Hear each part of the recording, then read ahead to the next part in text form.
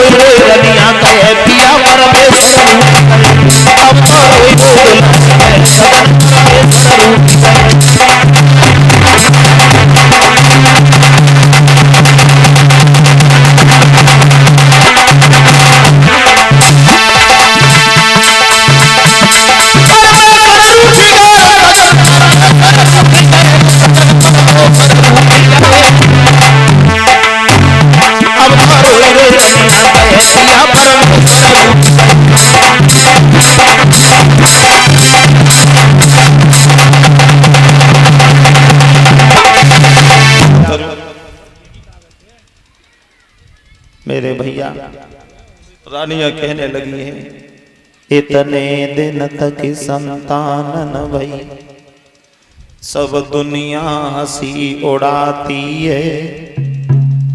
महाराज nibble कहलाते हैं जो दुखिया बांझ कहाती है।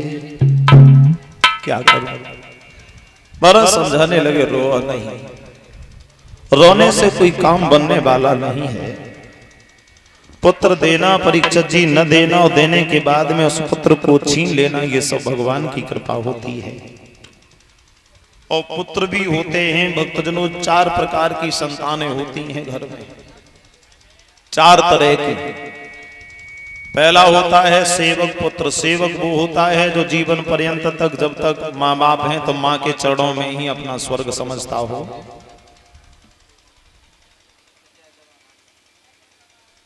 माँ के चरणों में ही अपना स्वर्ग समझता हो, वो सेवक पुत्र है। दूसरा होता है शत्रु पुत्र। शत्रु वो है जो माँ और बाप का समाज में अपमान कर रहा है, माँ और पिता के ठीक विपरीत चले। और पिताजी माताजी घर परिवार के रोके तो उनसे आंखें निकाल के बात करे, मारे भी दौरे पड़े, वो आपका दुश्मन है। तीसरा है उदासीन। उदासीन उसे कहते हैं जब तक शादी ना है भाई तब तक माँ और पिता के संग रहे, और शादी होने के बाद में माँ और पिता भैया सबसे अलग हो गए।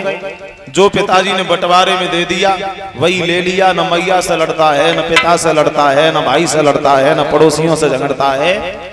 अपने कमाने खाने में मग्न है, अपने बीवी बच्चों का आराम से पालन पोषण कर रहा, किसी से लड़ाई झगड़ा नहीं, किसी से कोई मतलब नहीं, साथ भी रहता नहीं। उदासीन है वो जो अपने आप में ही मगन है। चौथा होता है उदासीन, वो ऋणानुबंधी। परीक्षित जी चौथी संतान होती है ऋणानुबंधी। ऋणानुबंधी संतानें अलग होती हैं। जैसे मान लीजिए कोई व्यक्ति आपसे उधार कर्ज ले जाए, पैसा ले जाए और कोई वस्तु ले जाए उधार, आपसे कोई व्यक्ति कर्जा लेकर के जाए और वो आपका कर्जा आपको वापस न दे सके, उससे पहले उस व्यक्ति की मौत हो जाए, प्राणांत हो जाए, तो वह व्यक्ति आपका कर्जदार होकर के गया है, तो वही व्यक्ति आपके घर में आएगा बेटा या पोता बनकर, आपका कर्जदार बन के गया है तो वो आपके घर में बेटा या पोता बनकर के जरूर आएगा। और बचपन जैसे ही समझदार होगा, समझदार होते ही होते मेहनत करना शुरू हो जाएगा। मेहनत करेगा, पैसा कमाएगा, धन कमा करके तुम्हें देगा, और ज्यादा नहीं उतना ही देगा जितना तुमसे वो ले गया था पहले। जिस दिन वो ब्याज समेत तुम्हें पैसा धन वापस कर देगा, उसी दिन भरे माँ और पिता की आंखों के सामने भरी जवानी में बेटे की मौत हो जाती है। फिर माँ पिता घर परिवार के सब रोते हैं, अरे भैया क्या करें, बहुत अच्छा लड़का था, समझदार था, होनहार था, परिवार को चलाता था, और आपका बेटा तो था ही नहीं, वो तो आपका ऋणी था, आपसे बेटे का रिश्ता बना करके आया, अपना कर्ज अदा करके, कर्ज चुका करके फिर चल दिया। तो इसलिए निवेदन है, आपके पास में व्यवस्था नहीं है तो नमक रख के रोटी खा लेना, लेकिन कभी किसी का कर्ज नहीं लेना, कभी किसी का कर्ज नहीं लेना, और कभी किसी की होड़ नहीं करनी चाहिए। अगर पड़ोसी रोज शाही पनीर मटर पनीर खाए रहो, तुम सोचो बोले हम खा लें, तो फिर अपनी इनकम भी देख लिया करो। पड़ोसी 5 लाख रुपया महीना पे पैदा कर रहे हो तो 50,000 खर्च कर लिए, तो कौन सी कमी है यार? तुम सब 50,000 महीना पे कमाए रहे हो, 50,000 खर्च कर लिए, तो फिर हारी बीमारी कपड़ा लगता है तो कर्ज लेके आई हो। यानी जैसी आपकी कमाई होती है वैसा ही इंसान का खर्चा हो जाता है। अपनी कमाई के हिसाब से इंसान को खर्च करना चाहिए, और यदि किसी की होड़ करोगे तो आगे चल के धीरे धीरे जो बाप की जायदाद है उसे भी बेचना शुरू कर देगा। मेरे भैया महाराज समझाते हैं चिंता नहीं करो, पुत्र देना न देना, देने के बाद में छीन लेना, ये सब भगवान की कृपा होती है। और सुना कि ये चिंता बड़ी चिता से नर को निर्जीव बनाती है।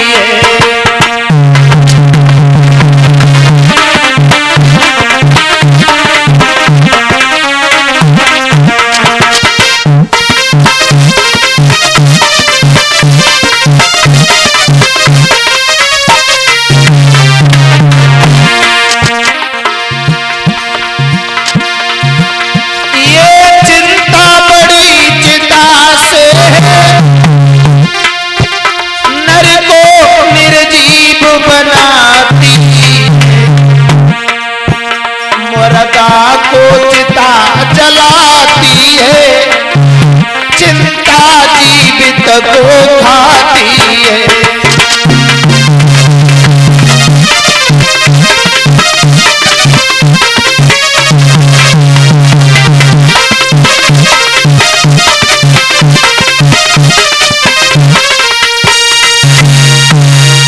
चिंता नहीं करो, चिंता करने से कुछ प्राप्त होने वाला नहीं है। चिंता वैसी होती है जैसे लकड़ी में दीमक लग जाए तो लकड़ी अंदर से खोखला हो जाती है, लेकिन ऊपर से भले ही अच्छी लगे, अंदर से लकड़ी को खोखला कर देती है दीमक। ऐसे दीमक की तरह ये चिंता होती है, जैसे इंसान के शरीर में, दिमाग में अगर कोई गम बैठ जाए, कोई चिंता बैठ जाए, तो वो आदमी अंदर से खोखला हो जाता है, ऊपर से भले ही अच्छा दिखता रहे।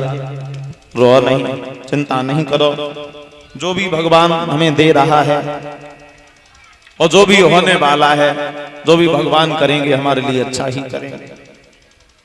परीक्षित जी एक बात याद रखना हमेशा, बनी बनी के चेहरे पर लाखों निसार होते हैं, और जब बनी बिगड़ जाती है तो दुश्मन 1000 होते हैं।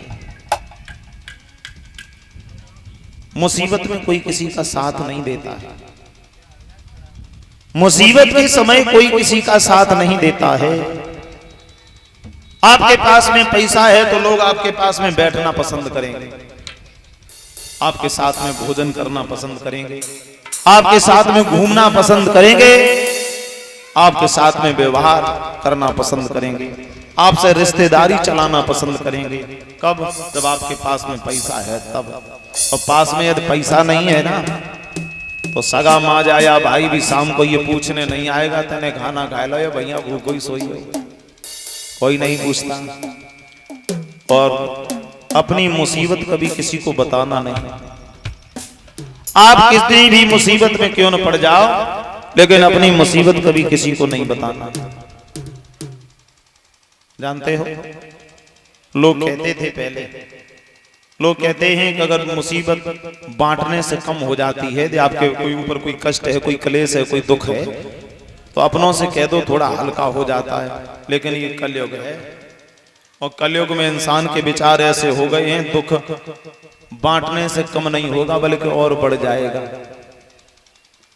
आप घर परिवार से, शरीर से, बेटा से, बहुओं से, रुपया पैसा से, जमीन जायदाद से, या अपनी बिजनेस से, या अपने दुश्मनों से, किसी से यदि आप दुखी हो तो आप कभी किसी से मत कहना यदि आपने अपना दुख किसी और को बता दिया अपना समझकर, तो तुम्हारे पीठ पीछे बीच चौराहे पर 20 आदमियों के बीच में हंस हंस के कहेगा बहुत कूद रहे थे अब लाइन पे लगे, बहुत कूद रहे थे अब लाइन पे लगे। यानी बर्बादी के इंतजार के दिन गिन रहा है हर एक आदमी। एक आदमी दूसरे आदमी की बर्बादी के दिन गिन रहा है। आपके ऊपर मुसीबत आ जाए, कोई भी नजर ना आए और रोने का मन करे। ज्यादा मुसीबत आती है तो इंसान रोने लगता है। मुसीबत के समय सज्जनों अगर रोने का भी मन करे तो कभी किसी के कंधे पर सर रख करके आंसू मत बहाना। जानते हो, अगर आपने किसी के कंधे पर सर रख करके 2 आंसू बहा दिए तो तुम्हारे जाने के बाद में वो अपना कुर्ता हिलाएगा, कहेगा मेरे कुर्ते में दाग लगा करके धब्बे लगा करके चला गया। उस व्यक्ति की नजरों में तुम्हारे आंसुओं से कई गुना ज्यादा उसकी पोशाक की कीमत होती है। वो तुम्हारे आंसू नहीं देखेगा, अपने कुर्ते में लगे हुए दाग देखेगा। तुम्हारे आंसुओं की कोई कद्र नहीं करेगा। अगर रोना ही है ना, अगर रोना है तो घर में दीवार से सर रख लो, जी भर के रो लेना। घर की दीवार में जो मिट्टी की ईंट लगी होती है, तुम्हारे आंख से गिरने वाला आंसू वो मिट्टी की ईंट पी जाएगी। लेकिन ये कलयुग का आदमी तुम्हारे आंसुओं की कद्र नहीं करेगा।